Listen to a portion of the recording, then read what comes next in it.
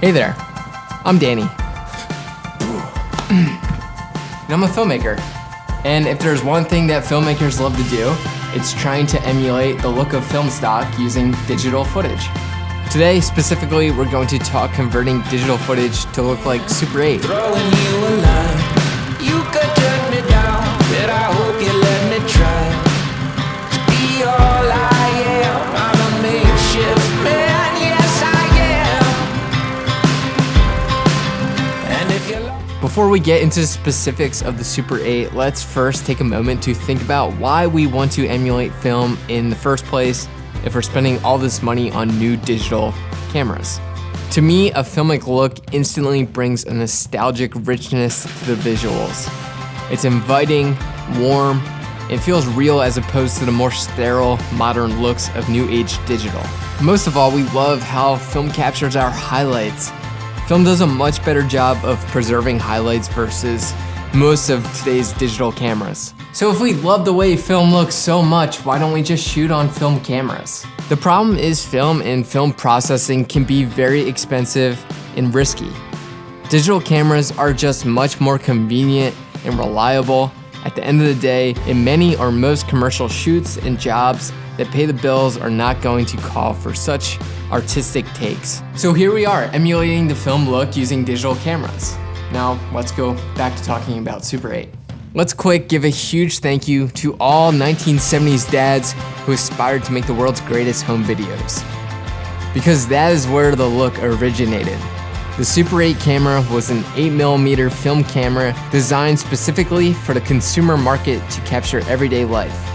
Now today, it's very trendy to emulate the Super 8 look once again, as we love to recapture that warm nostalgia it originally produced. You see it everywhere, from music videos to trendy travel films, and now even creeping its way into commercial work. A couple of weeks ago, I posted a commercial project I shot and edited where I implemented some Super 8 emulation. I wanted to create the feeling of you, the audience, being immersed as part of the group. The Super 8 look makes you feel like you're on this vacation through Mexico, hanging out with these people, and has a gritty feel to it, much like the mountains of Mexico did. Many of you saw it and were super interested in how to recreate that look that I used in that commercial. So let's end the history lesson and let's do the damn thing, you know? First off, we need to focus on the act of shooting itself. The awesome thing is that it really doesn't matter what digital camera you're using. Though ideally, you want to shoot at the flattest profile you have to retain as much of the highlights as you possibly can. For some of you, that's shooting at log, and for others, it's shooting on a neutral profile. The next thing is you're going to want some type of zoom lens or a camera with a digital zoom. If you were a dad in the 70s, you loved your untimely zooms. So you're going to want to make sure you get plenty of erratic zooms, whether it's slow or fast. The Super 8 look is also going to be shaky. Ditch a tripod or stabilizer this time around. The Super 8 look is really unpolished, so make sure there is some type of natural handheld camera movements. And now that we have the footage, we have some work to do in the post-production. Most of our cameras are going to produce footage at a 16:9 ratio, while Super 8 footage has a less wide aspect ratio and is more of a 4:3 ratio. So to start things off, let's take the crop effect and drop it over our footage. Crop in from left and right about 13%, and that should do the trick. So next, let's do some color grading. Super 8 has a flat look, so let's make sure we keep our highlights low and don't totally crush our blacks. Next, let's mess with some colors. Traditionally, many 8mm films have bluish shadows and yellowish highlights, so I'm going to go ahead and adjust those in the color wheels. I also like to digitally soften the image up by removing some sharpness, but feel free to play around with the color and give it your own little creative perspective. The next thing you're going to want to do is add some grain. Super 8 film has some major grain happening. I then blend in my grain and then make my grain larger, since 8mm has larger grain artifacts than 35mm will typically have. And the next thing we're gonna do isn't totally necessary, but I feel like it really drives home the look. And that is to add some recreated Super 8 film assets. You can type in free Super 8 overlays into Google or YouTube, or you can pay for some assets.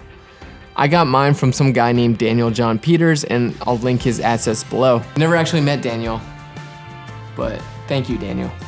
and great name. Once you have some assets, feel free to drop in your film mat over top of your footage and blend that using multiply, and then add whatever other assets you want on top with a screen blend mode. So the last thing that we want to do is change the frame rate, and I like to save that for last because doing this in Premiere is really going to slow down your software. Traditionally, we like to play back our clips at 24 frames per second. Super 8, on the other hand, plays back at 18 frames per second.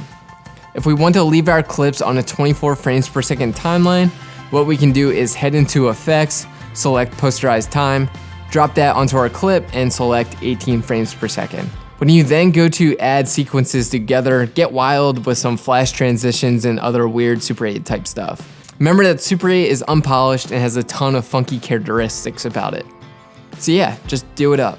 There you have a digitally filmed clip transformed to look like it was shot out of a Super 8 film camera. So now you're prepared to go out and try it for yourself. Let me know how it goes. Leave comments in the comments section below. If you have any questions, let me know. If you like this video, go ahead and like it. Or don't, no reason to if you don't like it. So guys, made it to the end of the video tip. Thanks for watching and sticking around this long. And today's tip is that if you want to be taken seriously as a filmmaker, get the wedding films off of your website. Nothing wrong with shooting weddings. If you want to shoot weddings, go ahead and make a separate site for your wedding films. Just don't mix the two. From my personal experience, just don't do it. Don't ask why. But yeah, thanks for watching, everyone. I love you. And this is Sansa. She's sleeping. Hey, wake up. Say hi to the camera. Look. Say hi to the camera. Yeah, we do mad love up in here.